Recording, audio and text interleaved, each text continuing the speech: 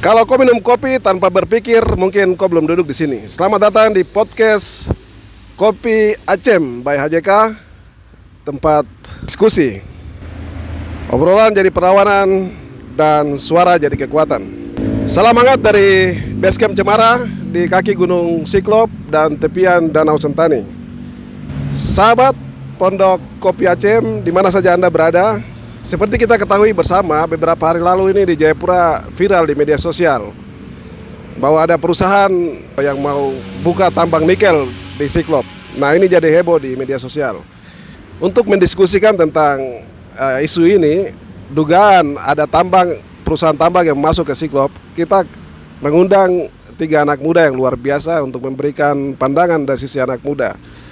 Bagaimana mereka punya pandangan terhadap isu ini. Saya akan memberikan kesempatan kepada mereka untuk memperkenalkan diri dulu. Habis itu mereka akan memberikan pandangan terkait isu ini. Saya mulai dari Jeffrey Wonda. Jeffrey Wonda ini mahasiswa yang pernah terlibat dalam penelitian Echidna. Echidna ya? Iya, Echidna. Echidna, salah satu hewan langka di Siklop yang orang dulu bilang sudah hilang, tapi ternyata itu masih ada. Nah, silakan Jeff perkenalkan diri dulu, baru ceritakan tentang aktivitas sehari-hari. Ya. Perkenalkan, saya punya nama Jeffrey Wonda. Terus kalau secara akademis KTP Gison Morib. Tapi saya dari keluarga Wonda. Saya dari kampung dari Puncak Jaya, Ilu, dan puji Tuhan kemarin saya sudah selesai kuliah di kampus Unceng sambil biologi. Sebenarnya latar belakang saya di STM awal. Iya. Sambil biologi karena memang saya lihat saya punya passion di situ. Sesudah saya wisuda kemarin 2024 Agustus, keseharian saya sekarang saya sedang membantu staf di Yapenda. Yapenda itu yayasan lingkungan, konservasi, lebih kayak konservasi satwa, dan juga restorasi mangrove dan juga reboisasi penanaman. Itu mungkin keseharian saya. Baik. Mungkin suka jalan kejar-kejar sunset, ya seperti itu. Baik. Terima kasih Jeffrey. Ya, lanjut ke Kakak Terry. Ya, silakan Kakak Terry. Ya baik, selamat sore kawan-kawan semua. Selamat sore Om Abe. Selamat sore. Selamat sore kawan-kawan yang nonton. Baik, perkenalkan nama saya Terry Anderson Inggabo. Alamat di Sentani di sosial. Kalau saya asalnya dari Biak. Cuma lahir memang di Tanah Tabi di Jayapura sini. Jadi lebih suka dipanggil Yau bisa, Dem juga bisa. Yau. Ya, jadi kalau berkaitan dengan keseharian saya, jadi saat ini saya sedang baru mendirikan komunitas lingkungan, namanya Papua Youth Climate Action Network, dan pada sebelumnya juga saya aktif di beberapa komunitas lingkungan seperti Klub Pencinta Alam Hiroshi, Hibiscus rosa sinensis itu di Kemiri. Terus selanjutnya saya juga aktif di Klub Eco Defender. Itu salah satu komunitas pencinta alam yang didirikan atau ada di bawah lembaga Ekonusa. Selain itu, hal-hal yang sehari-hari saya lakukan karena saya tidak kuliah, jadi saya lebih banyak aktif di komunitas, kakak. Biasa di komunitas sosial dan komunitas lingkungan. Itu kami banyak melakukan kegiatan-kegiatan reboisasi, penanaman pohon, maupun penanaman mangrove di pinggir pantai. Selain itu aktif memberikan pendidikan lingkungan kepada anak-anak sekolah, dan juga kepada adik-adik di perguruan tinggi. Dan selain itu, di samping itu saya juga keseharian saya sering membantu di Dewan Adat Papua sebagai seorang campaigner atau pengkampanye untuk isu-isu strategis masyarakat adat. Terlebih khusus masyarakat adat yang ada di Papua ya, karena saat ini saya di Papua. Terima kasih kakak. Ya, luar biasa. Iya. Ya, lanjut ke Anis. Anis. Iya baik, selamat sore kakak dan teman-teman semua yang lagi nonton dan Selamat sore. kawan dua di sebelah, selamat sore, terima kasih. Ini kesempatan yang menarik buat kami anak muda untuk datang duduk dan ketemu mendiskusikan apa yang kita pikirkan saat ini. Jadi perkenalkan, saya Yohanes Somisu, asli Jayapura, alamat di Kampung Tabla Supat. Kalau teman-teman ke Pantai Yamai itu sudah satu tempat di situ sudah. Kampung di situ ya. Kampung di situ, lahir besar di situ. Jadi untuk aktivitas saya sehari-hari, saat ini saya mendirikan komunitas jaga laut. Jadi fokus kita menjaga laut untuk masa depan anak-anak cucu kita ke depan. Jadi Luar biasa. Ya. aktivitas kita tuh melihat pantai yang sudah mulai hari ini akhir-akhir ini mulai abrasi, pengikisan pantai yang mulai terjadi. Sebagian pantai sudah hilang karena sudah batu sudah tutup. Ya. Jadi tugas kita sehari-hari itu reboisasi, tanam pohon, lihat pohon-pohon yang cocok untuk di posisi di pantai. pesisir. Itu yang kita lakukan penanaman. Contoh kemarin yang kita sudah lakukan menanam 500 pohon kelapa sepanjang Pantai Yamai, dan juga aksi grebek sampah, memberikan edukasi kepada masyarakat pengelola pantai wisata sadar akan lingkungan begitu. Karena dampak bahaya dari lingkungan ini, dari sampah plastik ini merujuk sampai ke ekosistem laut begitu. Ya. Itu yang akhir-akhir ini terjadi. Maraknya pembangunan masuk ini, masyarakat tidak sadar bahwa Ya. di situ juga tingkat pencemaran lingkungan semakin tinggi. Ya. Itu aktivitas kita sehari-hari untuk melakukan itu. Kegiatan-kegiatan sosial dengan anak-anak muda yang ada di bagian pesisir. Tanah Merah, Kabupaten Jayapura. Terima kasih kakak, mungkin Baik. kita akan berkembang selanjutnya. Ya, terima kasih nih adik-adik kita ini punya pengalaman yang luar biasa sekali. Ada yang fokus di isu lingkungan, ada yang fokus di meneliti tentang hewan yang langka. Jadi ini menarik untuk kita dengar dong punya perspektif tentang isu yang belakangan ini lagi viral di media sosial, yaitu tentang dugaan ada rencana perusahaan tambang yang mau kelola daerah di Gunung Siklop ini. Nah, ini kesempatan untuk kita mau dengar, saya sendiri mau dengar dong punya pandangan tentang isu ini. Bagaimana dari perspektif mereka soal isu ini? Apakah benar atau ini hanya sebatas isu yang kemudian digembar-gemborkan untuk tujuan apa, saya juga tidak mengerti. Oke, saya berikan kesempatan ini, siapa yang mau bicara duluan? Jeffrey kah, Terry kah, atau Anis? Ya, silakan. Baik Om, terima kasih. Ini saya pikir ini sudah momen yang paling pas untuk kita anak muda harus berbicara begitu. Betul. Memang kita lihat dari beberapa isu-isu yang beredar. Contohnya kemarin pernyataan sikap dari AMAN, Aliansi Masyarakat Adat. Mereka katakan bahwa ada isu yang nanti tambang nikel akan buka di Cagar Alam Siklop. Dan setelah kita baca berita itu langsung respon cepat, kakak. Respon cepat teman-teman lintas komunitas yang ada di Kabupaten bahkan Kota Jayapura untuk kita duduk, kita gali isu ini kembali. Nah, setelah kemarin kita diskusi ya tanggal berapa kakak ini? Tanggal 9. Tanggal 9 kita duduk. Tanggal 9 ya. Tanggal 9 kita lintas komunitas kita duduk, jadi kita undang Ketua AMAN sendiri datang. Bang Ben-Hur Wali datang juga untuk menyampaikan apa yang dia sampaikan di media. Kita ingin klarifikasi. Dan memang ini ternyata betul. Betul ya. Betul. Sudah ada tanda tangan kontrak karya di Jakarta dilakukan oleh Kementerian. Dan ini teman-teman dari AMAN sendiri sudah dapat informasi di Jakarta. Makanya mereka bikin pernyataan sikap, dan sekarang ini kita anak-anak muda kita duduk untuk kita berbicara soal ini. Don tahu itu Cagar Alam kah tidak itu? Orang-orang di Jakarta sana. Kalau menurut data yang saya dapat di sini kakak, dan ini dari DHLK sudah memang sudah konfirmasi ke sana. KLHK dengan SDM sudah berbicara di sana. Itu data yang saya dapat kakak. Dan mereka sudah ada itu, dan saya pikir ini barang di pusat juga mereka sudah tahu bahwa Siklop ini cagar alam, sumber satu-satunya untuk kotong ada di tanah Papua, dan dia juga mendunia begitu. Kalau kita bicara CO2 itu sudah sampai di mana-mana. Dan ini kita sangat sayangkan begitu. Kalau pemerintah harus begini kan untuk kita ada di manusia pribumi begitu. Baik kak, itu mungkin dari saya kita nggak diskusi berkembang. Baik, siap. Oke. Terry pandangan. Ya baik, terima kasih. Mungkin pandangan saya sekilas itu setelah mendengar isu ini, yang pertama sebagai anak muda pasti saya cemas. Karena ini menyangkut dengan kehidupan ekosistem atau kami makhluk hidup yang ada di sekitar kawasan Cagar Alam Siklop. Iya. Saya juga tidak habis pikir begitu.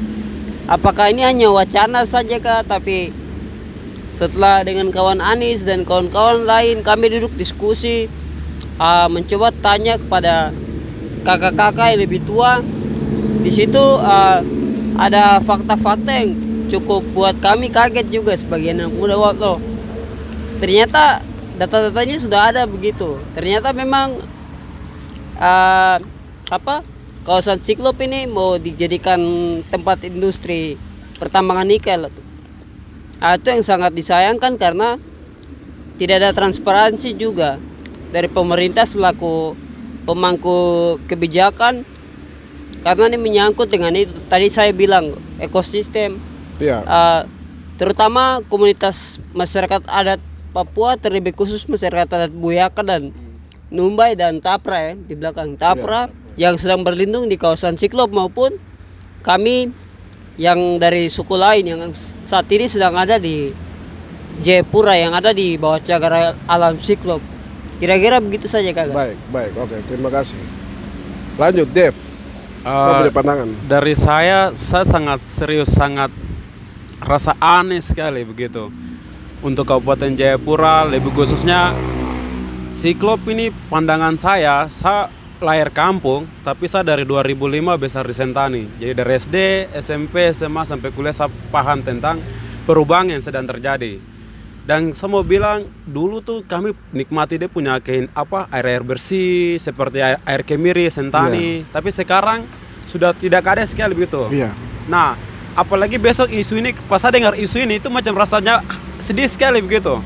Bahkan saya punya hipotesis, sebelum isu ini saya pernah berpikir bahwa 30 tahun, 40 tahun masalah yang terbesarnya air akan ada ke tidak begitu. Tapi tiba-tiba ada isu ini lagi tuh macam membuat saya, aduh, macam bagaimana apa lagi? gitu, macam hati macam tertusuk begitu. Jadi aduh, saya rasa macam memang dari memang Siklop itu, kalau mau bicara Siklop itu dia memang mama yang kasih kehidupan buat kota Sentani, Jayapura. Bahkan di Kerom pun dapat air bersih dari Siklop. Jujur waktu itu saya waktu ke Duka satu kali, terus mereka pesan PDAM yang tangki trek itu 600 liter dari Sentani, dari Jayapura mereka bawa naik Kerom. Itu satu kali Duka itu yang saya lihat. Belum yang mungkin duka-duka lain, kegiatan lain. Mereka pesan air pasti dari PDAM yang Jayapura begitu. Iya. Jadi saya rasa aneh sekali begitu. Betul. Saya macam rasa saya bilang aduh Tuhan Yesus. Marah kan? Itu. Sisi lain juga, sisi lain mungkin kabupaten mungkin pegunungan, mungkin di pegunungan Papua Tengah, Papua itu kan mereka punya potensi emas yang mungkin mereka lakukan. Tapi kita untuk Jayapura mungkin kelola mungkin dengan kita punya ekowisata begitu, dengan kita punya Siklop yang sangat indah begitu, dalam arti endemitas yang ewang yang sangat besar, kita bisa melakukan turisme riset begitu dalam penelitian. Jadi mengundang banyak yang orang-orang luar bisa datang gitu. Tapi tiba-tiba sepanggal gunung ini ya mereka itu rasa aduh hati sakit, serius, sedih sekali, serius. Betul. Iya, saya sendiri juga heran. Artinya saya pribadi secara ini, saya macam terada tempat lain begitu, orang mau tambang. Kenapa Siklop begitu? Don tidak tahu kalau di bawah Siklop ini ada hidup ratusan ke ribuan orang asli Papua ini. Baru semua punya hidup itu ada tergantung di situ. Jadi saya bilang, ini bercanda ke apa ini? Main-main ke apa? Tapi tadi adekku bilang itu, ini betul ini. Jadi dorang sudah lakukan tanda tangan kontrak begitu, kontrak karya. Bagaimana ya? Oke, sudah. Ini mudah-mudahan tidak lanjut sampai ke eksploitasi ya. Oke, ada lagi yang menarik ini, kita bicara soal Siklop itu. Jeff, kamu waktu itu lakukan penelitian tentang ini Ekidna ini. Kau cerita dulu, apa yang istimewa dari Siklop ini terkait dengan Ekidna ini? Baik, apa yang istimewa ya? Ya. pertanyaan yang sangat bagus. Selain air yang tadi Jeff bilang. Selain air ya.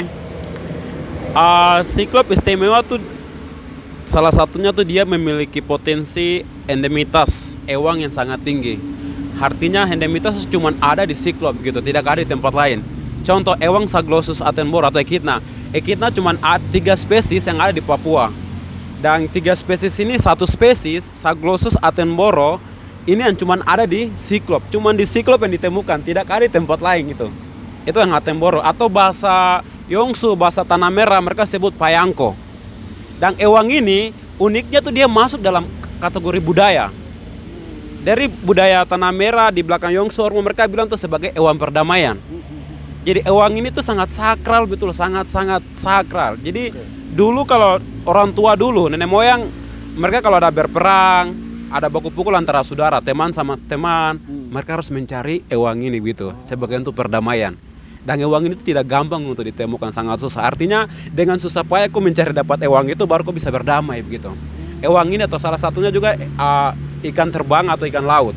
Orang laut akan pergi cari ikan itu. Ikan itu sangat susah untuk mendapatkan ikan. Jadi itu satu. Jadi dia memiliki potensi macam Echidna yang tadi saya bilang ada salah satu yang di siklop.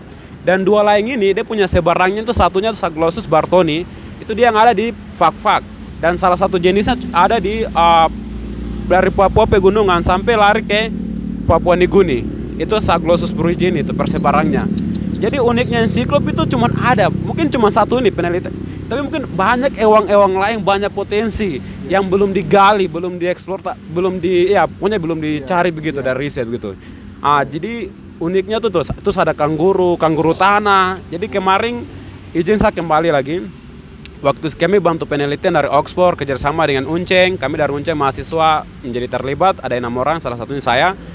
Kita masuk ke Yongsu dan hasil kamera trap yang kita pemasangan, kita melihat potensi tuh, waduh, yang saya tidak pernah lihat semua dapat. Kami dapat kanguru tanah, kami dapat kanguru pohon, kami dapat burung yang dianggap sudah 20 tahun hilang secara sains, kami dapat lagi. Terus ada binatang banyak yang tidak bisa diidentifikasi. Bahkan ada udang pohon yang kami dapat secara sains. Udang pohon. Itu. Iya. Mungkin pokoknya secara anak biologi saya rasa tuh macam sangat potensinya ini loh begitu. Tapi siapa yang mau melakukan gitu? Ini tantangan juga buat anak muda Papua begitu. Mungkin ini lain topik lah. Jadi potensinya untuk endemitas, ewang-ewang unik cuman ada di sangat banyak sekali yang harus kita ini. Bahkan uniknya ewang-ewang ini contoh, saya tidak usah bicara ewang lain. Contoh hewan pemakan buah seperti kasuari.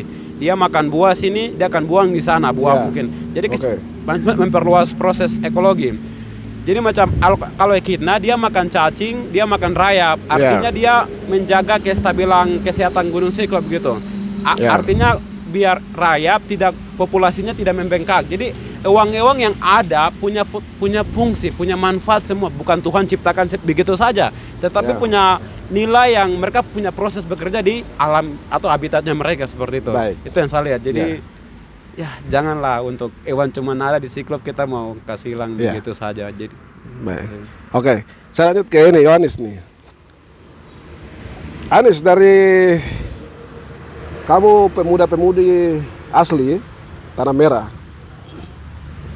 kamu lihat siklop ini sebagai apa begitu? Terus kenapa ini siklop tidak boleh ada yang ganggu, tidak boleh ada usaha pertambangan masuk situ? Baik, terima kasih. Ini kita lihat siklop ini, itu yang tadi disampaikan oleh Jeffrey ini kan memang mama untuk ketong yang ada di kawasan. Dan siklop ini dia punya keterkaitan langsung dengan, kalau kita bicara sejarah siklop dengan laut itu satu. Itu adik kakak yang terpisah itu. Jadi memang kalau kita bicara siklop ini memang itu sudah sumber pemasok makanan untuk kita yang ada tinggal di kawasan itu, cagar alam siklop di bawahnya tuh. Bukan hanya kita di Tanah Merah, tapi bahkan di Sentani sini semua. Kita ada semua ambil dari situ. Pertama air bersih kita dapat dari situ. Air bersih. Kemudian kawasan itu juga tempat masyarakat bikin perahu. Perahu dayung segala macam untuk memenuhi mereka punya kebutuhan mencari di laut. Ambil dari siklop itu. Iya. Tadi menarik juga tadi ada bilang sebagai kepentingan budaya juga di situ. Ada kepentingan Iya, budaya di situ iya, juga. Iya. Jadi keterkaitan siklop dengan artinya hutan dengan laut ini satu. Satu. Jadi pemanasan di laut ini suhu di pH bisa naik kalau hutan di darat itu tidak jaga baik. Kalau ketong ke Tanah Merah kakak dong lihat kalau sampai di Amai dong, Iya, mandi lihat iya. Gajun Tanjung yang tandus itu. Iya. Ah itu memang beberapa penelitian dong sudah katakan bahwa di situ banyak biji-biji dengan tambangan apa nikel banyak. Di sekitaran itu tidak ada yang maksudnya memang di atas itu memang kering begitu. Di bawah airnya itu panasnya bukan main kakak. Iya. Panasnya bukan main. Nah ini jadi contoh, kau bisa lihat dari yang sekarang terjadi menurut saya punya pandangan. Iya. Apalagi besok kalau Gunung Siklop dia botak ini. Kau tuh mau cari ikan 2-3 mil ke laut baru tuh mancing di laut sana. Tinggal lihat saja kemampuan perahu yang memenuhi untuk kau mencari ke laut. Itu pertama, kemudian yang kedua air. Air itu sangat memenuhi kebutuhan. Artinya air itu salah satu sumber kebutuhan. Itu paling utama itu ya. Kebutuhan utama kakak. Iya. Kau tuh lihat contoh kecil sekarang kasus-kasus yang ini saya bicara kasus yang kecil-kecil Iya. saja. Kalau kita bicara Siklop yang besar ini. Pembangunan jalan yang masuk ini kakak. Itu satu kali hujan tuh laut merah. Terada ikan sedikit pun yang main di situ. Kosong. Ikan-ikan tuh apa teripang, ya tuh ketemu teripang udang. Iya. Mati semua bang, ke pantai semua begitu mati. Karena tutupan lapisan cahaya ini sudah hilang, oksigen ini sudah habis. Iya. Karena limbah yang masuk. Iya. Itu pembangunan jalan yang tidak mencapai 1-2 kilo tersampai itu kakak. Cuma berapa meter aja. Iya. Apalagi kita bilang Siklop ini kan. Bagaimana nanti kehidupan masyarakat di wilayah Kabupaten Jayapura nanti? Betul. Karena ke belakang, ke bagian utara saya itu dapat kotong di Tanah Merah, ke bagian sini dapat Sentari, ya kotong Iya. semua satu saya di atas ini. Iya. Kotong mau lari kemana lagi begitu tuh? Betul. Ah itu kalau kotong bicara Siklop dari segi Siklop untuk kotong punya kebutuhan apa kehidupan sehari-hari itu. Iya. Dia sangat kotong bergantung sekali begitu. Betul. Betul. Iya. Baik, saya lanjut ke Terry. Terry, kalau dari sisi ini Papua Youth Climate Action Network ini, Terry orang melihat Siklop ini seperti apa dan kenapa kita harus jaga dia? Iya baik. Pandangan saya terutama dari komunitas kami melihat Siklop ini sebagai warisan. Artinya Siklop ini kan sumber daya alam, cagar alam yang sumber dayanya itu tidak habis-habis. Sedangkan kalau nanti kayak yang kita bicara tadi tentang pertambangan, industri seperti nikel itu, dia tuh sumber daya nggak akan habis. Artinya kalau hari ini kita pakai, besok tidak ada yang akan kita wariskan kepada anak cucu. Tapi kalau Siklop ini kita jaga dia baik, pasti akan bisa diwariskan kepada generasi selanjutnya. Dan itu yang saat ini kita sebagai anak-anak muda maupun masyarakat yang ada di sekitar cagar alam Siklop ini, kita harus menjaga gunung ini. Dan saya juga melihat selain itu Siklop ini dia tuh unik juga karena sebenarnya nama Siklop ini kan Rubong Holo ya. Ya jadi orang-orang asing dorang dari Eropa dorang datang karena Siklop ini unik, bentuknya tuh kayak raksasa Eropa itu namanya kan Cyclop toh, jadi mereka kasih nama dia Siklop. Nah itu juga salah satu keunikan yang ada di Gunung Siklop ini. Baik. Dan yang paling penting itu Siklop ini kita di Papua, terlebih khusus salah satunya di kawasan wilayah Databi nih, di pegunungan Siklop ini kita membantu untuk efek daripada krisis iklim ini agar dia berkurang begitu. Dia tidak akan, krisis iklim tidak akan hilang, tapi nanti dia berkurang dan bumi itu dia akan meresafel atau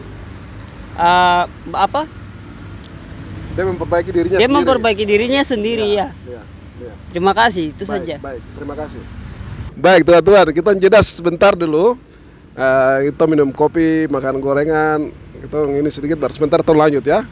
Jangan kemana-mana, tetap di channel YouTube Pondok Kopi Acem. Dibayo,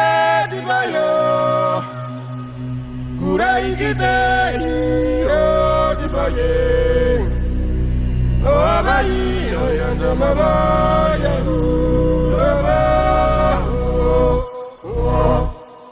kurai kita iyo di baye, oh bayi oh yang damabaya.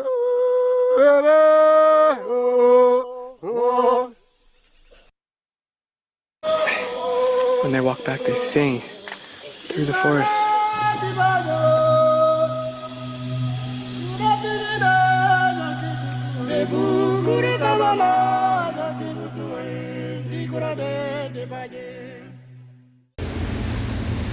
Baik teman-teman, setelah jeda tadi kita kembali lagi lanjut diskusi kita sedikit lagi baru selesai.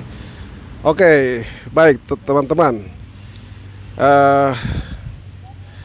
Mungkin ada hal-hal yang terlewatkan yang ingin teman-teman sampaikan. Saya berikan waktu sebelum saya bertanya. Silakan, siapa mungkin Yohanes duluan kah? Silakan. Baik kakak, terima kasih. Memang cerita saya sudah lewat, cuma saya kembali lagi. Iya. Iya. Saya mau cerita sedikit tentang pengalaman tahun 2009 waktu tambang nikel Tabla Supa Nickel Mining masuk ke daerah Tabla Supa kakak. Iya. Memang zaman itu memang ketua bilang jaringan apa belum ada. Yeah. Terus kemudian jaringan listrik bahkan internet ini belum ada. Jadi memang masyarakat di kampung itu memang benar-benar masih belum tahu soal ini tambang ini. Mereka cuma tahu tambang ini bagus. Cuma ada beberapa anak-anak kampung yang memang sudah punya yang sudah kuliah keluar, mereka balik mereka Yeah. bilang tambang ini sangat tidak bagus. Jadi waktu tahun 2009 tuh kakak itu konflik internal, konflik sosial yang memang benar-benar di tengah kampung itu. Iya. Ya macam contoh sapu banyak bapak ade dengan sapu bapak tuh sampai pukul bawa kejar yang kalau aja atas kampung itu. Ini kasus perusahaan nih kakak. Iya. Jadi memang ketua bicara tambang ini dia sudah pernah masuk ke daerah Tabla Supa. Itu tahun 2009. Iya. Dia masuk. Itu apa dari penyampaian waktu itu memang waktu itu saya masih SMP kakak. Jadi masih SMP. Cuma dengar-dengar itu mereka bilang, ini kita cuma ambil sampel. Jadi waktu awal kejadiannya. Tapi sampelnya sampai dengan karung-karung yang trek-trek nih. Sampelnya karung-karung yang trek-trek ini. Iya. Dan itu sampai mesin bor sudah jalan beberapa titik di sana kan sudah pernah dibor itu. Iya. Dan memang dampaknya sangat buruk sekali kakak. Banyak tanaman yang kering Iya. waktu itu. Terus limbah logam berat ini dia kotoran kali itu turun ke laut. Iya. Banyak ekosistem yang mati. Dan Oke. konflik sosial ini yang tadi kalau kita bicara soal masuk dan tidaknya kan kurang ada edukasi, sosialisasi, pencerahan dari pemerintah terhadap masyarakat adat soal untung ruginya dari tambang ini kepada masyarakat setempat. Itu yang kurangnya di situ.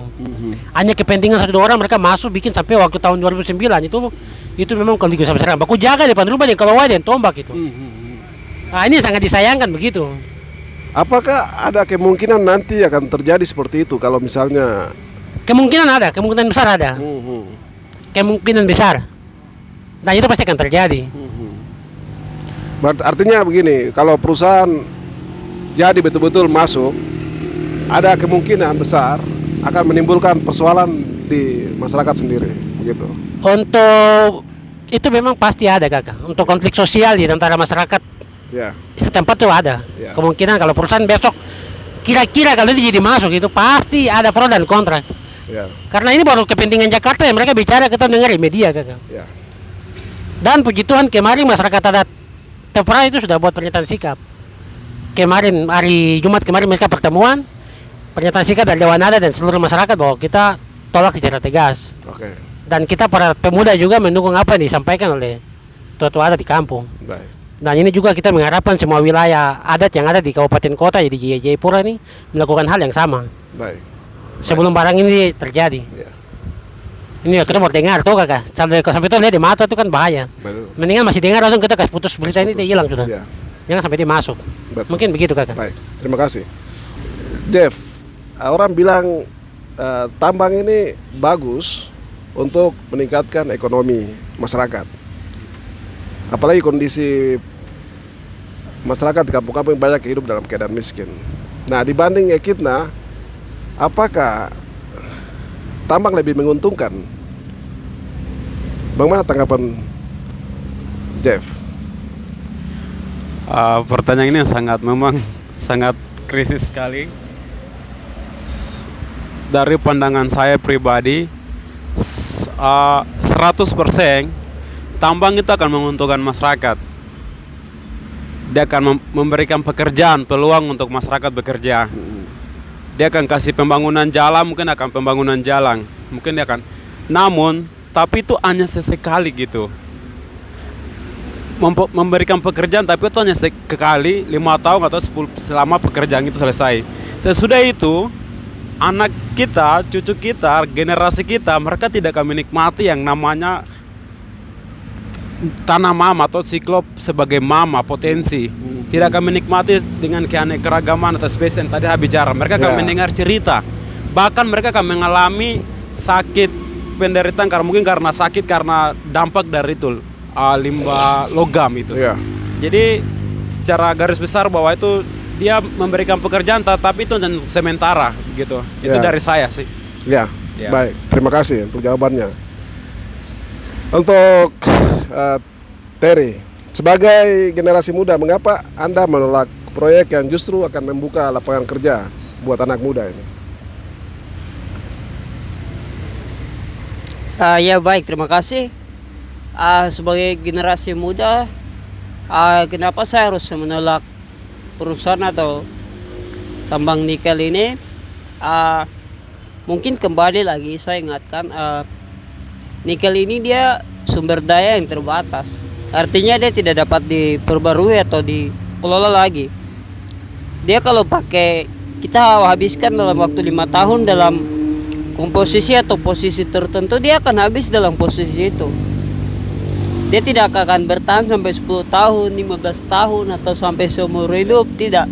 Dia tidak sama seperti pohon, tidak sama seperti ikan di laut, sumber daya air ataupun udara yang sekarang ini kita lagi hirup ini. Selain itu dia perusahaan nikel atau tambang nikel ini, menurut saya dia tidak akan 100% menjamin pekerjaan untuk anak muda atau masyarakat yang ada di kampung. Mungkin ada tapi dia tidak merata. Tidak mungkin semua orang yang ada di situ tuh nanti akan mendapatkan pekerjaan secara langsung dari perusahaan. Otomatis sama seperti kasus-kasus lain yang kita sudah lihat di Papua, itu mereka bawa tenaga kerjanya dari luar Papua. Bahkan smelter pun saat ini seperti contohnya ada beberapa perusahaan tambang emas besar yang ada di Papua ini, smelternya pun mereka bangun di luar. Ini ada apa ini? Ini kan satu masalah yang sekarang kita hadapi, apalagi terlebih khusus untuk kita anak muda di era yang sudah sangat maju ini. Mungkin dari saya seperti itu saja. Baik, terima kasih Terry. Untuk Anies, nah masyarakat ini kan di awal-awal ini selalu menolak kehadiran, di mana-mana selalu menolak kehadiran tambang. Pada akhirnya mereka menerima karena kebutuhan ekonomi. Apakah akan terjadi seperti itu di Depapre, Tanah Merah misalnya? Kalau untuk yang tadi kakak sampaikan ini, nantinya ada masyarakat yang terima dan tidaknya. Ini memang ke depan kebutuhan ekonomi pasti akan terjadi seperti itu. Makanya dari awal ini memang secara tegas kita harus menolak barang itu, dan itu tidak manfaat sama sekali kakak. Karena masyarakat bukan hidup hanya nanti tambangnya jadi lu baru semua hidup dari situ kakak. Tidak ada. Kau tempuh laut itu, laut paling besar, sumber kekayaan terbesar itu perairan itu. Kota kawasan Pasifik kakak. Kalau dari data yang saya punya ini, data dari potensi perikanan KKP Provinsi Papua ini, kakak itu kurang lebih 50 ton per tahun ikan yang didapat itu. 50.000 ton kurang lebih.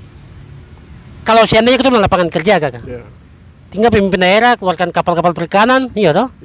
Karena kota Kabupaten Jayapura kota punya potensi perikanan cuma ada di Papre, perikanan laut. Sudah terjadi sekarang. Belum sampai sekarang. Makanya kalau hanya kemarin saya baca statement dari bupati yang terakhir, kalau ada perusahaan kenapa kita tolak? Kalau itu memang membuka untuk lapangan pekerjaan gitu. Sebenarnya bukan itu pernyataan sikap yang menurut saya, pandangan sebagai saya dari akademisi dan juga dari anak muda itu salah.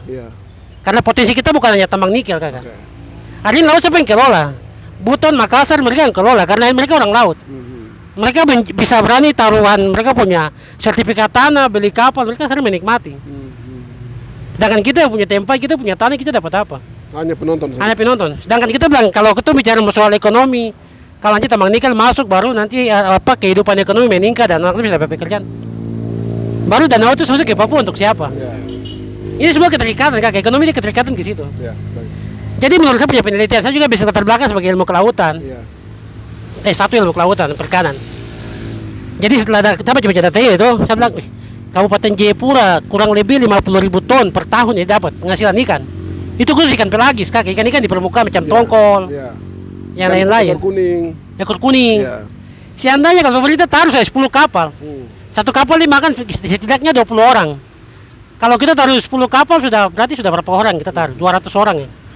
Sudah bisa pekerjaan di situ. Itu baru yang untuk penangkapan.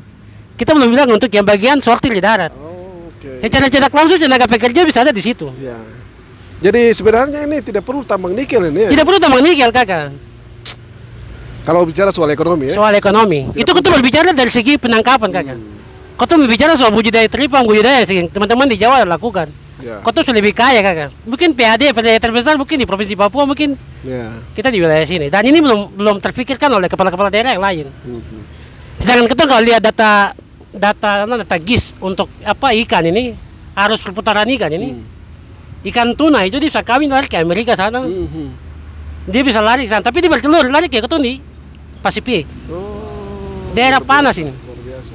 Ini data saya sampaikan sesuai data nih. Kalau kita bicara soal nanti tambang nikel masuk baru nanti orang bisa dapat mudah pekerjaan dan segala macam. Sebenarnya tidak butuh itu, Kakak. Ya. Baik. Itu karena pandangan dari satu sisi saja. Baik. Kalau kita buka dari sisi lain, kan sampai hari ini kan belum terselesaikan itu. Ya. Soal berikutnya hari ini menikmati kan kita punya masyarakat dari luar, masyarakat Nusantara dari luar Oke. yang punya kapal. Kau pernah dengar ini Pace ini punya kapalnya lain di Amadi dan 5 tidak ada, Kakak. Yang punya tuh dengar ini Haji Isi yang punya, Haji ini punya contoh, Kakak. Ya. Ya. Ini Mas ini punya, dia punya 10 kapal, 12 kapal. Akhirnya apa, Kakak? Dia yang ciptakan lapangan kerja. Jadi masyarakat dari luar masuk. Kan jadi kampung ini pengangguran banyak. Sudah kamar berangkat ini tiket kamar supaya kamu kerja di kapal jaring. Oke. Coba pemerintah berpikir bagian ini, Kakak. Oke. Ini yang sama Ojang tuh berpikir kita lihat tambang sebagai salah satu objek yang bisa mengurangi pengangguran tidak bukan. Itu pandangan yang salah, Kakak. Baik. Sebenarnya potensi perikanan ada. Danau Sentani siapa mau kelola?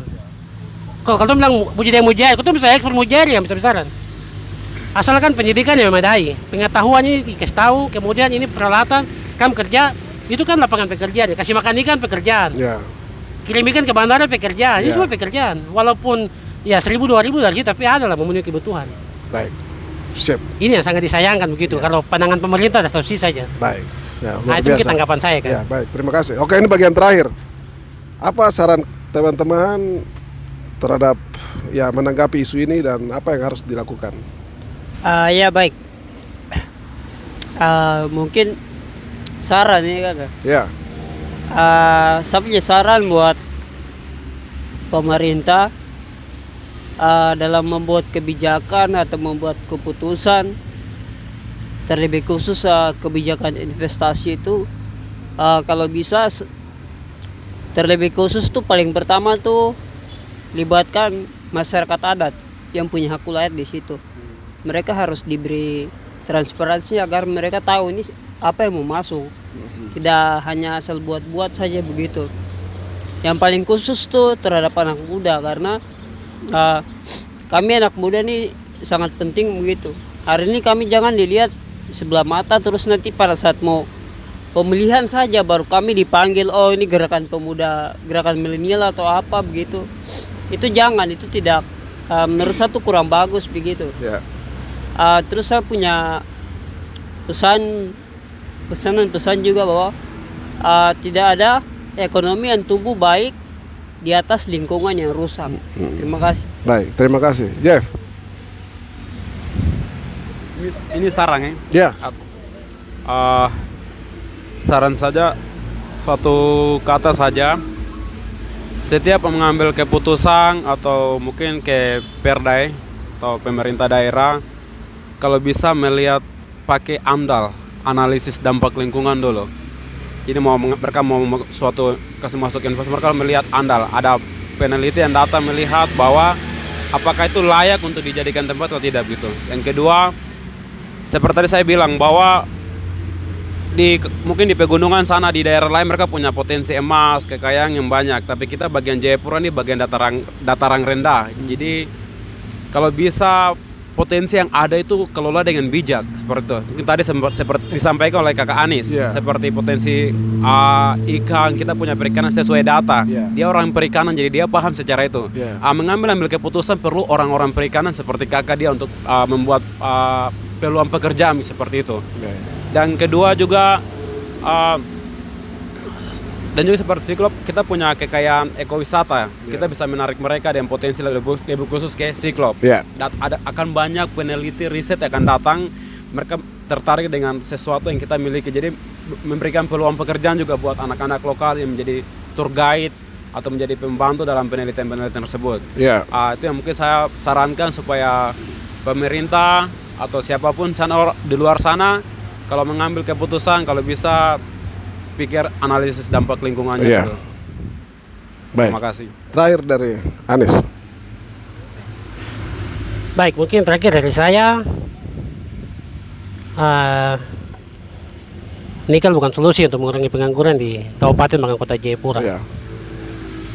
Itu yang pertama. Kemudian yang kedua, pembuatan regulasi harus melibatkan tentunya tokoh muda dan juga masyarakat adat untuk membuat regulasi peraturan soal potensi-potensi. Kemudian peta potensinya juga kita minta kepada pemerintah harus transparan. Seperti data yang kita lihat, tambang minyak ada di mana, tambang nikel ada di mana, semen ada di mana. Ini kan pemerintah punya data sudah ada. Cobalah itu tolong ditransparansikan kepada masyarakat adat setempat. Begitu, supaya masyarakat tahu di wilayah kita ini ada potensi ini, di daerah kita ada potensi ini. Perlu kita lakukan untuk menjaga ini seperti ini. Itu yang kedua, Kakak. Kemudian yang terakhir dari saya itu kita sebagai anak muda pada prinsipnya kita tolak tambang nikel di Siklop. Kita tolak. Itu yang terakhir. Baik. Terima kasih. Ya, teman-teman, terima kasih untuk meluangkan waktu di Pondok Kopi Aceh. Terima kasih untuk pandangannya. Semoga apa yang teman-teman bicara ini bisa didengar oleh para pengambil kebijakan. Ya, baik. Baik, para sahabat Pondok Kopi Aceh. Demikian obrolan saya bersama 3 anak muda yang luar biasa ini. Semoga apa yang mereka sampaikan bisa didengar oleh para pengambil kebijakan untuk melihat kita punya daerah ini dengan lebih bijak lagi. Ini saatnya kita mau kembali menyeduh kopi lagi. Sampai ketemu lagi di podcast Pondok Kopi Aceh selanjutnya. Saya Albert Yomo, sampai ketemu lagi di podcast berikut.